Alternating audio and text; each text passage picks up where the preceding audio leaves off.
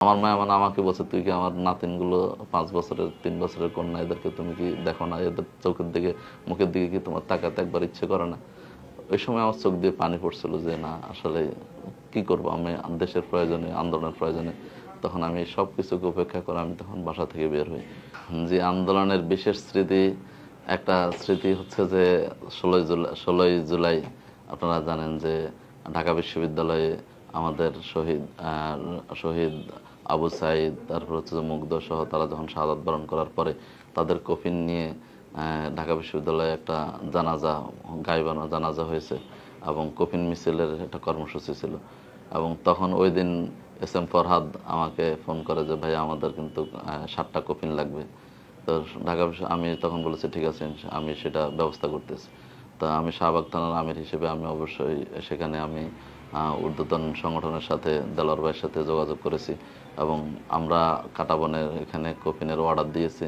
এরপরে এখান থেকে আমাদেরকে কফিন নিতে দিবে না, এই জন্য আমরা পরবর্তীতে অ্যাম্বুলেন্সের মধ্যে মগবাজার থেকে আমরা অ্যাম্বুলেন্স ঠিক করে অ্যাম্বুলেন্সের ভিতরে কফিন ঢুকিয়েছি। 2টা অ্যাম্বুলেন্সে 8টা কফিন ঢুকিয়েছি। এবং অ্যাম্বুলেন্সগুলো যখন ইয়াতে গিয়ে আপনার হচ্ছে যে শহীদ মিনারের এখানে আটকে, শহীদ মিনারের এখানে এবং হচ্ছে যে এই রাজু ভাস্কর্যের এখানে আটকে দেয় আর ওইদিকে যাওয়ার জন্য দিচ্ছিল না, তখন আমরা চিন্তা করলাম যে যে কোনো মূল্যে তো এখানে কর্মসূচিটা সফল করা লাগবে। তখন আমরা এই কাঁটাবন থেকে একটা কফিন, প্রথমে ওদেরকে বললাম যে তোমরা আসো মুজিব হলের পিছনের এই গেট দিয়ে আসো, আমরা তোমাদেরকে কাপড় দিচ্ছি, তোমরা কোনো মতে কাঠ সংগ্রহ করে ওখানে একটা কফিনের ব্যবস্থা করো। তো আসলো, আমরা ইয়ার উপর দিয়ে মানে হচ্ছে এটা ওয়ালের উপর দিয়ে কাপড় দিলাম, তারা নিয়ে গেল সেখানে কাঠ দিয়ে আসলে তারা ব্যবস্থা করতে পারে না।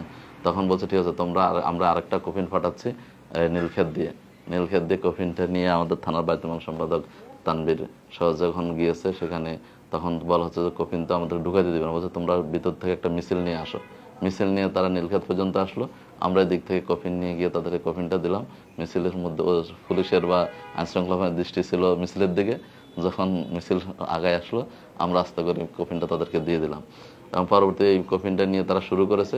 পরবর্তীতে আমরা বাকি অ্যাম্বুলেন্সগুলোকে সেখানে পাঠিয়ে তখন আমাকে জাহিদ ফোন দিল, বিশ্ববিদ্যালয় ছাত্র আন্দোলন সম্পাদক, যে ভাইয়া আমাদের তো আরও কফিন লাগবে, একটা তো হবে না।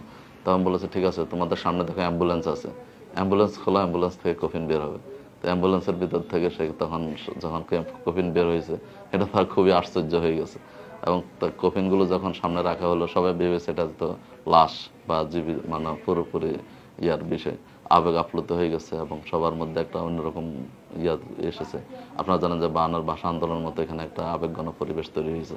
এবং কফিন নিয়ে এই জানাজা শেষে তারা যখন এই কফিন কাঁধে নিয়ে শাহবাগের দিকে মিছিল শুরু হয়েছে, তখন এই ফেসিবাদী সরকারের টনক নড়েছে। তখন তারা এটাকে যে কোনো মূল্যে দমন করার জন্য ছাত্রদের উপর তারা টিয়ার সেল নিক্ষেপ থেকে শুরু করে, কাঁদানে গ্যাস থেকে শুরু করে ঢাকা বিশ্ববিদ্যালয়ের ছাত্রদের উপর তারা অ্যাটাক করে। এবং এক পর্যায়ে তারা ছাত্ররা যখন প্রতিরোধ গড়ে তোলে তখন ক্যাম্পাসের পরিস্থিতি নিয়ন্ত্রণ করার জন্য তারা ঢাকা বিশ্ববিদ্যালয় খালি করার জন্য বিশ্ববিদ্যালয় বন্ধ ঘোষণা করে। এবং তাদের মূল টার্গেট ছিল আন্দোলনকারীরা যেন বাইরে চলে যায়, দেশে ঢাকায় থাকতে না পারে। তখন আমরা সাবেক সভাপতিরা আমরা সিদ্ধান্ত নিয়েছি যে না, এই আন্দোলনকারী ছাত্রছাত্রী যারা আছে তাদেরকে বিশ্ববিদ্যালয়ের আশেপাশে রাখতে হবে। তখন আমরা আমাদের আমাদের সাবেক ভাই যারা আছে, সুধী শুভাকাঙ্ক্ষী যারা আছে, তাদের বাসা বাড়িতে খোঁজখবর নিয়ে আশেপাশে আমরা আন্দোলনকারীদেরকে রাখার ব্যবস্থা করে একটা উল্লেখযোগ্য অংশকে। তখন সরকারের পরিকল্পনা কিন্তু ব্যর্থ হয় এবং আন্দোলন কিন্তু অব্যাহত থাকে, আস্তে আস্তে সেটা গতি ত্বরান্বিত হয়। এবং সর্বশেষ ইভেন এমনকি আমার আরেকটা স্মৃতি আছে, সেটা হলো যে 5ই আগস্ট সকাল যখন 10টায় আমার মা বা বৃদ্ধ মা আমার বাসায় ছিলেন, আমাকে দিন বের হইতে দিবেন না কোনো কারণ। 4ই আগস্ট আমি সকাল থেকে বাইরে থাকছি, রাতে বাসায় যেতে পারি নাই। সকালে আমি 5ই আগস্ট সকালে মার সাথে দেখা করার জন্য বাসায় ঢুকেছি। ঢোকার পরে মা দরজা আটকাই দিয়েছে, বলছে আজকে তোমাকে বের হইতে দিব না। তখন এক পর্যায়ে মাকে আমি বললাম যে মা, 17 বছর আপনি কষ্ট করেছেন, আপনার ছেলে রাজপথে ছিল, আপনি আজকেও একটু জানামাজে দাঁড়ান, আমি আন্দোলনে যাচ্ছি, আমার ভাইয়েরা আমার ছাত্র জনতা আন্দোলনে, তা আমাকে যেতেই হবে। তো মাকে কোনো মতে বুঝিয়ে, যদি আমার স্ত্রী তখন গর্ভবতী ছিল, 8 মাসের গর্ভবতী, তার জন্য খুবই কঠিন ছিল পরিস্থিতিটা। আমার মা মানে আমাকে বলছে, তুই কি আমার নাতিনগুলো 5 বছরের 3 বছরের কন্যা, এদেরকে তুমি কি দেখো না? এদের চোখের দিকে মুখের দিকে কি তোমার তাকাতে একবার ইচ্ছে করে না? ওই সময় আমার চোখ দিয়ে পানি পড়ছিল যে না আসলে কি করব, আমি দেশের প্রয়োজনে, আন্দোলনের প্রয়োজনে তখন আমি সব কিছুকে উপেক্ষা করে আমি তখন বাসা থেকে বের হই। তখন হয়তো মানে অশ্রু সিক্ত বিদায় মানে যেটাকে বলে, তারাও হয়তো ভাবে না যে আমি আবার ফিরে যাব, বা আমিও ভাবি না যে আমার সাথে আবার মা বা সন্তানদের সাথে দেখা হবে। তো আমি তখন পিজি হাসপাতালের ভিতরে ঢুকি এবং পিজি হাসপাতালে আমাদের নেতাকর্মীদেরকে আস্তে আস্তে বিভিন্ন দিক থেকে জড়ো হতে বলি। এর মধ্যে আপনারা জানেন যে সাংখার ফলে গুলি হচ্ছে, অনেকে আহত হচ্ছে, রক্তাক্ত হচ্ছে, শহীদ মিনারে গুলি হচ্ছে, কাউকে কোথাও দাঁড়াতে দিচ্ছে না, পুলিশ সমানে নির্বিচারে গুলি করতেছে। তো সেই সময়টাতে আসলে কেউ, সমন্বয়ক বলেন বা যারা বলেন, কেউ কিন্তু সাহস করে না রাস্তায় নেমে করার জন্য। আমরা কিন্তু তখন জীবনের মায়া ত্যাগ করে, পরিবার পরিজন সবকিছু ত্যাগ করে আমরা তখন কিন্তু রাস্তায় আসি এবং পিজি হাসপাতালের মাঝখানে আউটডোরের দুইটা 1 এবং 2 মাঝখানের এই অংশটাতে আমরা অবস্থান নিই এবং প্রায় 2 থেকে 3 হাজার জনশক্তি এখানে আমরা একত্রিত করি। ছাত্ররাও আমাদের সাথে ছিল এবং সর্বপ্রথম আমরা কারফিউ ভঙ্গ করে, এই আইনশৃঙ্খলা বাহিনীর এই কড়াকড়ি অবস্থান ভঙ্গ করে সর্বপ্রথম মিছিল নিয়ে আমরা শাহবাগ মোড়ে গিয়ে অবস্থান গ্রহণ করি। এটা সম্ভবত 11টা বা 11:30টার দিকে, 11:30টার দিকে।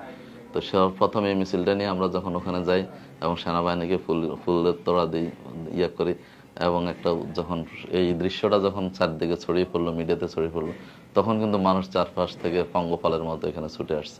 এর আগ পর্যন্ত কিন্তু কেউ কোথাও নামার সাহস পাচ্ছিল না এবং আপনারা জানেন যে এর মধ্যে তো মানে সরকার পালিয়ে যেতে বাধ্য হয়েছে, মানুষের স্রোত যখন চারদিক থেকে ভেঙে গণভবনের দিকে গিয়েছে। কিন্তু সবার দৃষ্টি ছিল যে শাহবাগে কি হয়, কিন্তু সেই পরিস্থিতিটা কিন্তু পট পরিবর্তনের পরিস্থিতি কিন্তু আমরা তৈরি করেছি। আমার মিছিলের নেতৃত্ব দিয়েছি, সামনে থেকে স্লোগান দিয়েছি, এখন ওই ভিডিও এবং এগুলো আমাদের আছে।